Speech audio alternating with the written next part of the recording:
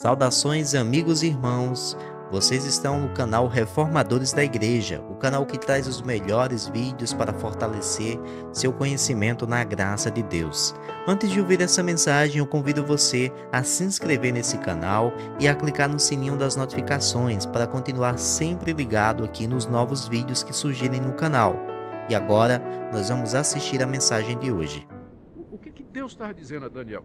Daniel, você está preso aí na Babilônia, o povo de Deus está aí cativo, mas não pense que vocês vão ser libertos agora, porque depois do reino da Babilônia vai chegar o urso com 3 costelas na boca, os medos e persas, eles vão dominar a Babilônia, vocês vão continuar cativos.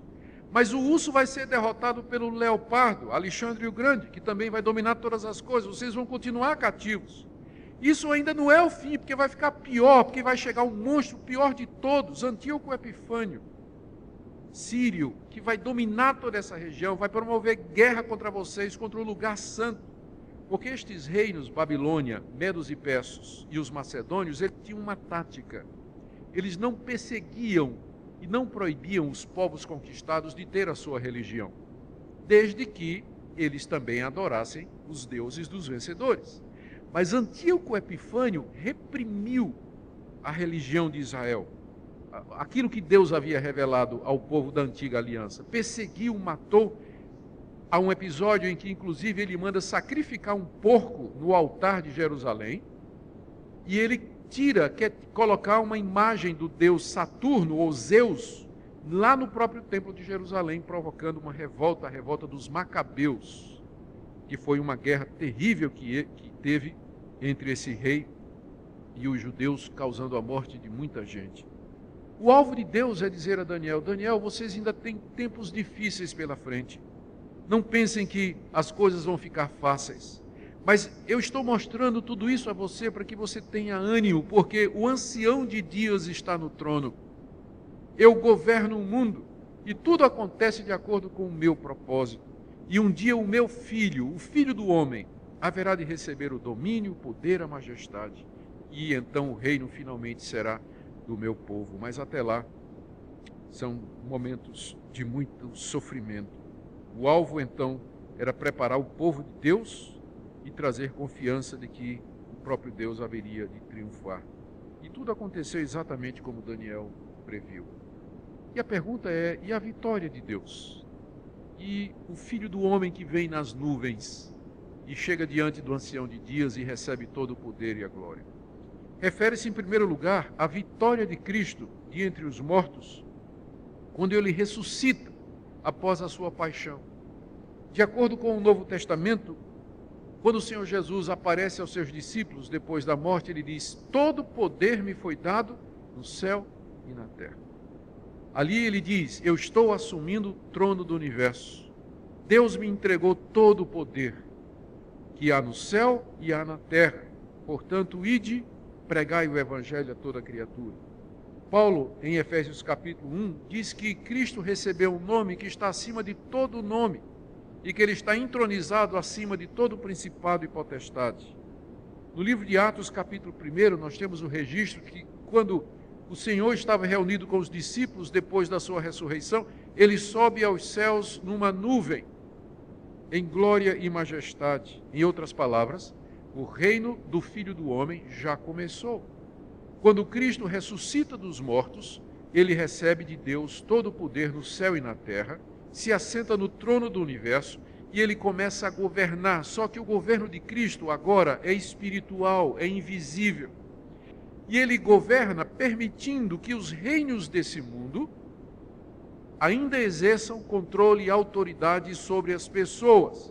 Ele permite que a injustiça, o mal, Satanás, a iniquidade, a perversidade ainda estejam presentes e operem nesse mundo, mas está contido dentro da autoridade de Cristo, do seu domínio e da sua vontade. Cristo já reina, ele é o Senhor.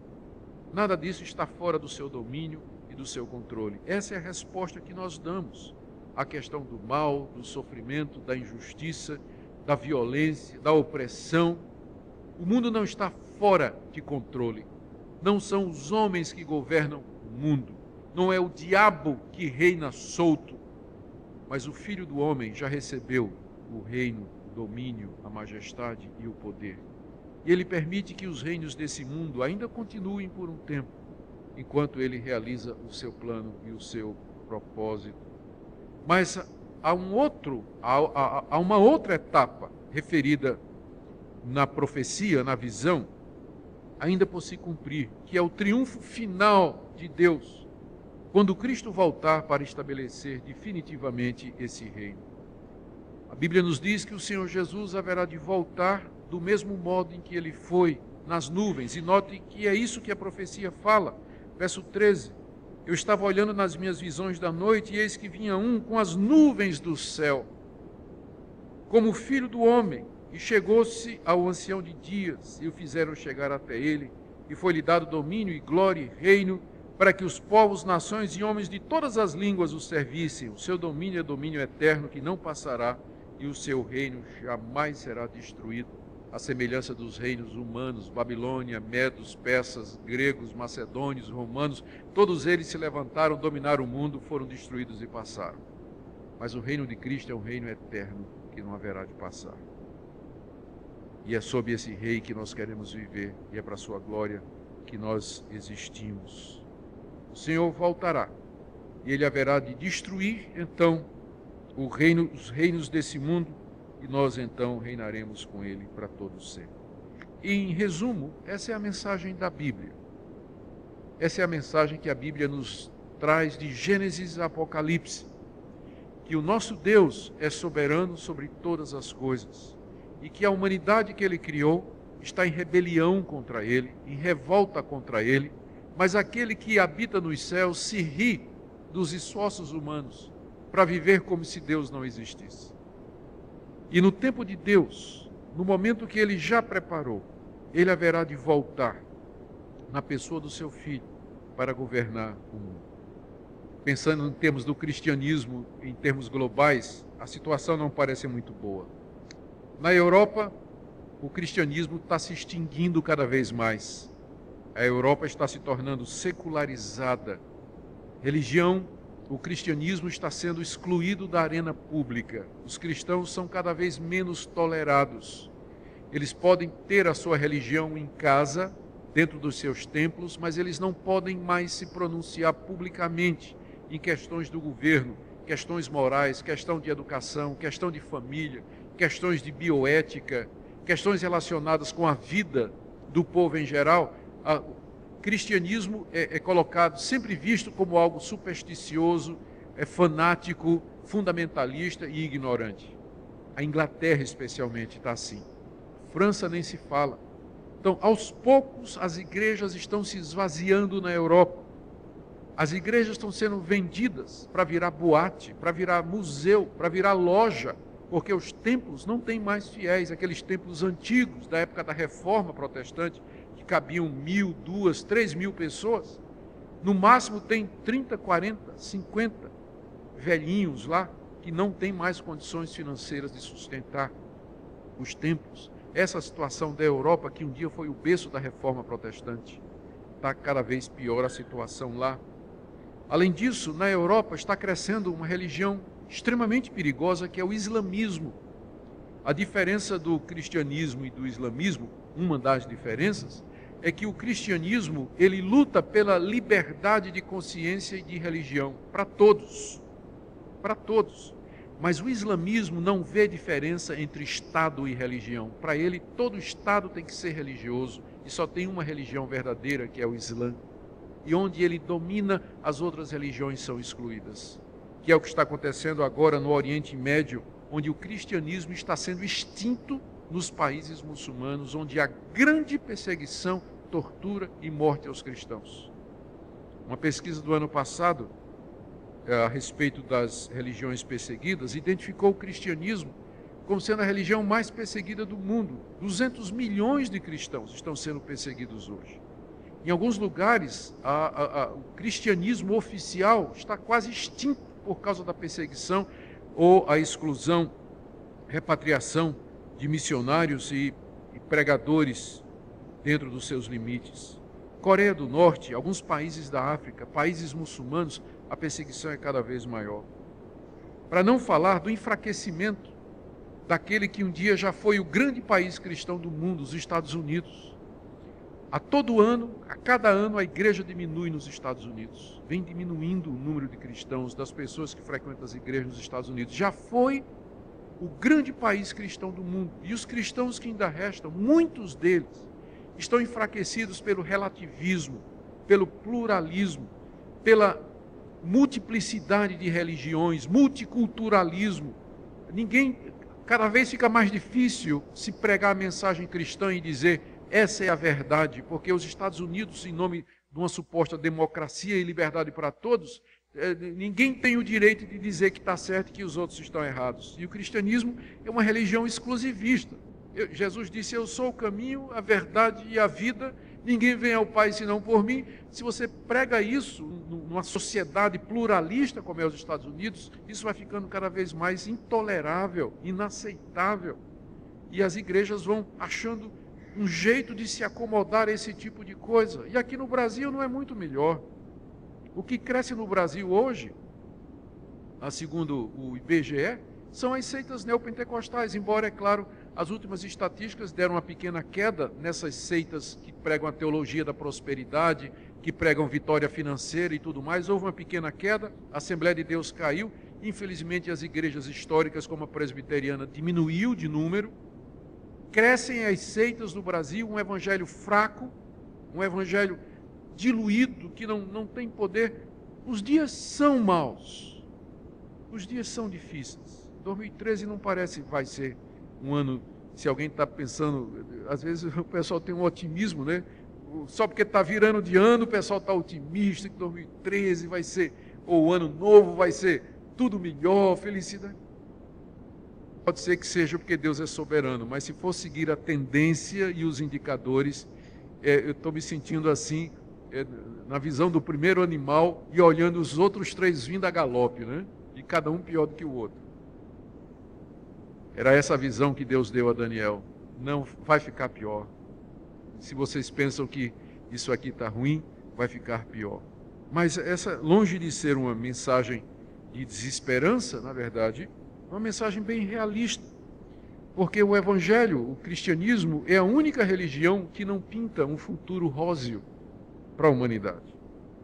Ao contrário, nós sabemos que o mal nesse mundo está fermentando e ele vai germinar e o mundo vai ficando cada vez pior porque só Deus salva a humanidade. A humanidade não tem meios, força, habilidade, recursos, inteligência ou poder para resolver os seus problemas. Ela não consegue resolver o problema das guerras, não consegue resolver o problema das doenças, não consegue resolver o problema da violência, da pobreza, da miséria, da opressão, da corrupção. O mundo todo clama por um Salvador, clama por uma intervenção externa, e é exatamente isso que nós estamos esperando. A nossa esperança está na vinda do Filho do Homem, que ele venha estabelecer o seu reino, um reino que não terá fim, que nunca será destruído, que nunca será mudado. O que devemos fazer, então, diante dessa perspectiva? É claro, no meio de todo esse sofrimento, Deus, na sua misericórdia, ele nos concede oásis, momentos de refrigério, como diz o Salmo 23. Terminando então, irmãos, algumas aplicações para nós. Até a vinda do Senhor Jesus, os reinos desse mundo se levantarão contra Deus e contra o seu povo, a igreja verdadeira. Pode ter certeza. Os reinos desse mundo se levantarão contra o povo de Deus e contra a igreja. E perseguirão, atrapalharão, assediarão, tornarão a vida difícil. Há diversas maneiras e maneiras sutis de perseguição que serão feitas pelos rebeldes contra Deus, aqueles que não se sujeitam a Deus. Sempre houve e sempre haverá perseguição. Estejamos prontos para servir ao Senhor Jesus em toda e qualquer circunstância. A nossa lealdade vai ser testada, a nossa fidelidade vai ser testada, nosso amor a Deus vai ser provado. Nós amamos a Deus somente quando as coisas estão bem ou quando as coisas também se tornam piores. Segunda coisa que temos que lembrar, o reino de Deus já foi inaugurado com a vinda do Senhor Jesus. Ele já tem todo o poder no céu e na terra. Portanto, no meio de todas as dificuldades, sirvamos somente a Jesus. Não há outro rei, não há outro poder absoluto, somente Ele é Senhor. Foi isso que os primeiros mártires disseram quando estavam sendo executados. Jesus é Senhor, não há outro rei. César não é rei, César não é Senhor absoluto. Só Jesus reina, só Ele é Senhor. E por último, lembremos que a vitória final é do Senhor Jesus. Como é que você está pensando, se preparando para o ano que vem? Qual é a sua expectativa? A nossa esperança está no Senhor, que fez os céus e a terra. Nós não podemos ter esperança no governo, não podemos ter esperança nos políticos, na polícia, não podemos ter esperança nos poderosos desse mundo. Se você, no fundo do seu coração, espera ou tem expectativas em seres humanos, espero que nessa manhã você esqueça tudo isso. A nossa esperança está no Deus que criou os céus e a terra e no seu Filho Jesus Cristo. É só nele que nós encontraremos conforto, esperança e ajuda no meio dos tempos ruins e maus que se aproximam velozmente de nós. Vamos orar, terminando então essa mensagem. Ó Deus, a Ti toda honra, glória, poder e majestade.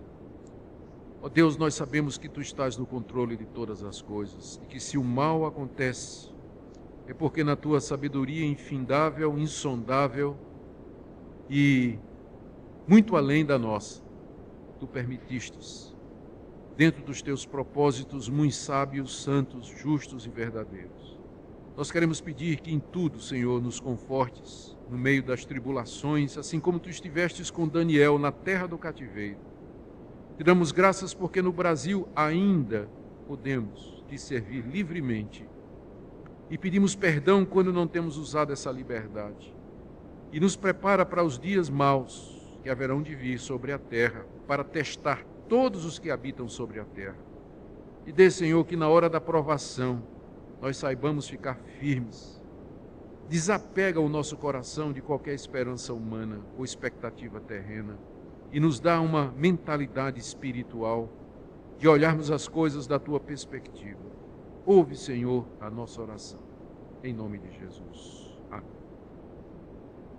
Olá, meus irmãos e minhas irmãs, muito obrigado por terem acompanhado a mais esse vídeo aqui no canal Reformadores da Igreja. Nós sempre agradecemos e convidamos você, caso ainda não seja inscrito nesse canal, a inscrever-se aqui, também deixar um like nesse vídeo, pois é uma maneira muito importante para que o YouTube entenda que esse conteúdo é importante e ele possa divulgar para mais pessoas. Infelizmente, canais cristãos muitas vezes são boicotados aqui na plataforma porque eles compartilham conhecimento, certos assuntos que nem sempre é do interesse aqui da plataforma e muitas vezes o nosso alcance é diminuído. Então é muito importante que você possa nos ajudar compartilhando esse vídeo, enviando para o seu grupo de WhatsApp, talvez enviando para um amigo, para um irmão, postando no seu Facebook, em outra rede social que você esteja também participando, porque isso faz com que essa mensagem tão preciosa da palavra de Deus possa ser difundida para mais pessoas. Eu também convido você, caso deseje assistir esse vídeo na íntegra, ele está disponível aqui, a pregação original que foi postada no YouTube da Igreja Presbiteriana de Santo Amaro. Lá você consegue então clicar no link e ser levado até a pregação completa, já que esse é um canal apenas que coloca trechos aqui das mensagens do Reverendo Nicodemos, não é o canal oficial. E claro, você é convidado a refletir sobre todas essas verdades que foram colocadas aqui. Eu acredito que, meus irmãos, a Bíblia tem muitos alertas. Afinal desses últimos tempos, nós estamos com certeza vivendo na segunda metade dessa semana apontada por Daniel, um momento em que nós vamos vendo os sinais se intensificando, principalmente de apostasia, sinais em que o mundo vai se perdendo, vai caindo no mal, e infelizmente nós enxergamos isso ao nosso redor no mundo. Quantas igrejas estão fechando por apostasia, abandonando a fé no Senhor Jesus. Nós vemos também falsas doutrinas sendo ensinadas e muitas coisas acontecendo, principalmente perseguição contra a igreja do Senhor. Nós temos aqui, inclusive, eu gostaria de sugerir a vocês que assistissem esse vídeo que está aparecendo agora na tela, que fala dos 10 lugares que mais perseguem cristãos no mundo. São 10 lugares entre muitos que empenham forças para perseguir a igreja do Senhor. E isso é uma realidade, meus irmãos. Se vocês puderem clicar nesse vídeo, assistam, porque ele vai trazer uma reflexão profunda a respeito disso.